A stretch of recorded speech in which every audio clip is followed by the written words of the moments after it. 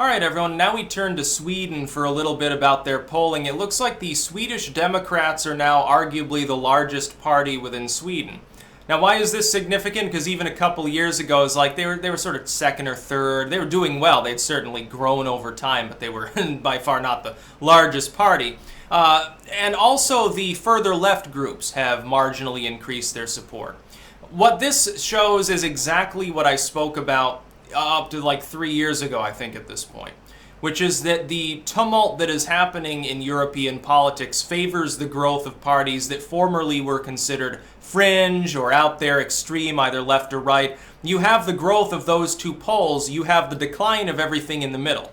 That is, if you've got a nation, and it's sort of like how our primaries work. In a primary, you get choices between various platforms. Some are more left or right, whether Democrats or Republicans. It's a two-party system. It's a false dichotomy, yes, but a de facto dichotomy. But you get a range of options during the primaries. Unless it's the Democratic Party, then they just coronate a candidate who inevitably is a center-left sort of neoliberal, like a Clinton or something. It'll be Gillibrand probably next time. They'll coronate her too because, sexism or something. In a nation where you have 6 or 7 technically viable parties and form coalition-style governments, what you have is a favorability of the group that is furthest to the left or right ideologically, according to the situations considered important in the country. Could be economic, could be migration, could be a military endeavor, whatever. But that is still pragmatic. We saw this here. We saw this with Trump. Trump was the furthest out there, supposedly, candidate who was at the same time pragmatically viable. That's what he represented. There were candidates that were further to the right, so-called, on certain issues. They were not viable. Ben Carson was never a viable candidate. Fiorina was never a viable candidate. There was no chance of them ever becoming the nominee.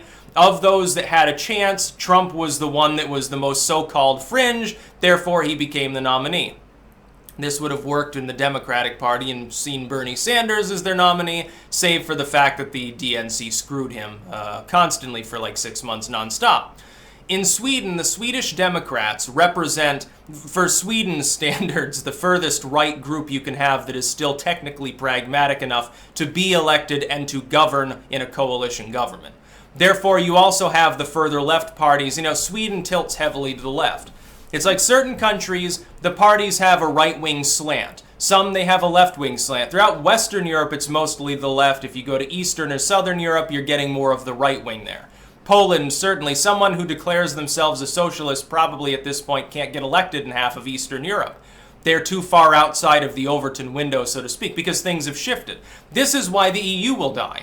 Because the richer countries in Europe are grappling primarily with the migrant crisis, and they're beginning to see the birth of a new right movement there that in their government styles is capable of forming a government with the center right. It will kill off the center left, lead to the rise of the further left in some cases. You'll end up with riots. You'll end up with something that hopefully won't metastasize into civil war.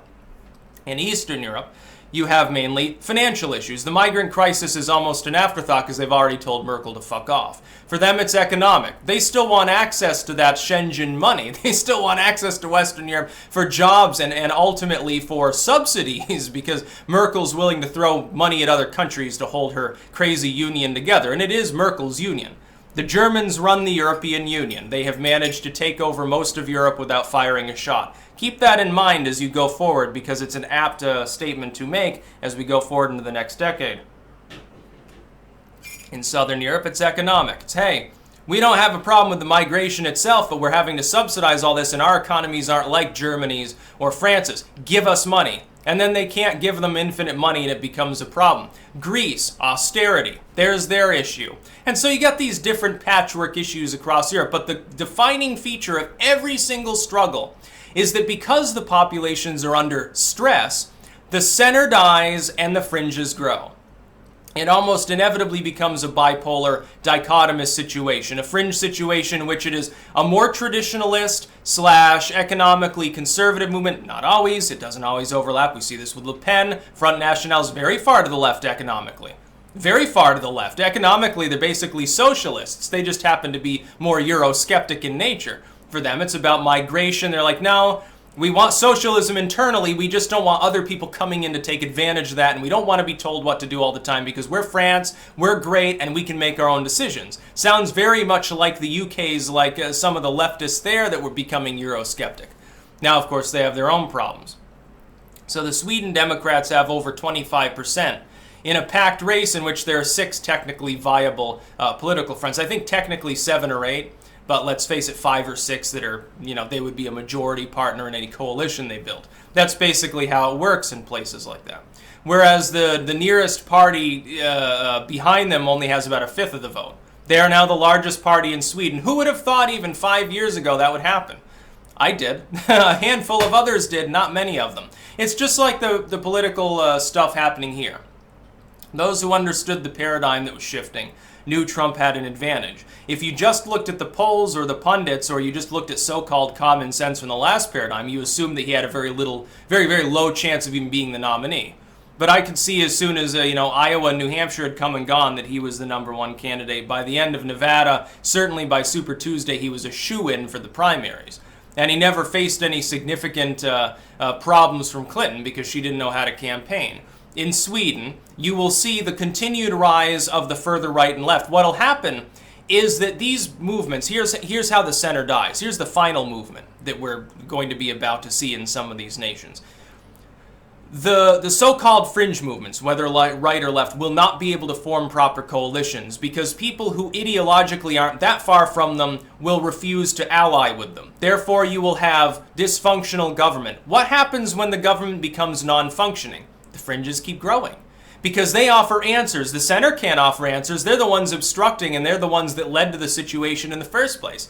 The intelligentsia begins siding with the populist working class, and then you have the fringes grow even further. They become more accepted, and one of them eventually wins over. The paradigm flips. That becomes the new norm. It's usually tempered by the other side, but whoever wins takes, 75% of the spoils. In some cases, this can lead to an authoritarian, like a Franco or a Stalin or something. Thankfully, in modern-day Europe, because of the structure of politics and society, I see that as relatively less likely. I don't think you end up getting like a totalitarian communist regime like Lenin or something. I don't think you end up getting a Fourth Reich movement in Germany or something. I don't think that happens. But what I do think happens is that the old paradigm burns. That's why I'm infinitely glad Trump's the president right now and not a neoliberal. Because if that happens in the next few years on his watch, he'll be able to work with these people. At least those that flip more towards the populist right-leaning side. The rest of them maybe not so much, although they'll come to the table too. You look at Mexico, they're run by a literal socialist right now. He extended his hand across the border and shook Trump's. Trump responded in kind. They'll probably get along fairly well. The dude's a socialist, he's a far leftist, who initially, when he was campaigning, said, yeah, I'm going to tell all the unemployed in Mexico to flood the border. Yeah, he's still willing to get along with Trump and renegotiate on NAFTA. And say, well, yeah, we'll increase border security. Trust me, it's in our best interest too, because he's a pragmatist. He may be far left, but he understands that at least. So he's better than the last president that they had. Last Mexican president was basically a do-nothing, and then the one before that, what the fuck is his name, I can't remember, is a firebrand sort of rabble-rouser who just wants to ramble about how bad Uncle Sam is. So you've got that going for you. But the Swedish Democrats, you've got to understand, on an objective scale, are not a far-right party. They're cast off as far-right, as, bigoted and horrible. They're isolationists who don't want any migration or anything. That's not actually what their platform is. They are a centrist movement. Essentially, they're just centrists who happen to have a populistic streak in them, and they're like, hey, maybe we don't want to completely destroy our culture. We're more Eurosceptic because the EU has problems. We're going to put pressure on them. Let me ask you this for the Europhiles out there. How is it unacceptable for member states to put pressure on the post-national authority in order to try to intervene in what they decide to do? It's perfectly acceptable. You're the ones they're supposedly representing in Brussels. Now, that's not how it actually works. Largely, it's they represent Merkel and some corporations and the military complex that's burgeoning over there. I know the German military, when they drill, they can't even hold like real firearms and they use like broomsticks for some reason.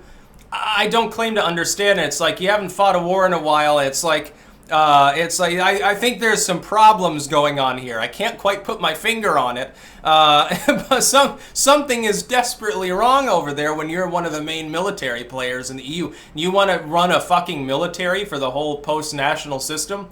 Merkel wants to have a European army, and yet, even her own military is basically falling to shreds. Most of their weapons can't even function. They're like so poorly maintained. Germany's too busy pumping out ale and cars, which, by the way, I mean, it's better. It's a better use of your time. We can guarantee your safety. All we ask for is a little more money, and Merkel doesn't want to give that. And does her sourpuss face like, what's that character there from like the 50s or 60s, Atomic Era character, that dog with the really sad, droopy face? I can't remember the name of it. It was like Droopy Dog or something, and looks like it just has a Merkel face, basically. It's exactly the same. Even her eyes are a little bit similar. It's very, very funny. So no, Sweden might well be saved, but what's going to happen next is the Swedish Democrats will almost certainly not be able to form a viable coalition with groups that will work with them and acknowledge that they're the largest, group within Sweden now. They will continue to rise. The next election, they'll probably be at a third or maybe 40% or something. And then the far left will also have solidified because people on the center left will be continuously browbeaten by the far left into saying, look, Nazis are taking over. They're scary. Side with us. Most of them will. And so you'll end up with a bipolar Sweden. At some point, the paradigm flips and the cycle begins all over. You'll hit a golden age. You should be happy about this. You'll get 15, 20 years of reprieve. It'll be a miniature golden age for Sweden, assuming that all other things remain stable, which I think generally they will. It's just like what we're about to enter here. It's going to be wonderful, actually. It's just we have to go through 2 or 3 more years of pain. It'll get worse and worse. Then our fever will break and we'll be left feeling nice and clear and airy-headed, and it'll be wonderful. That's sort of like what happens after you're sick. Don't you feel better than ever because all of a sudden the pain goes away? It's like fornicating, honestly, after, your fever breaks, it's like orgasmic. It's like really great.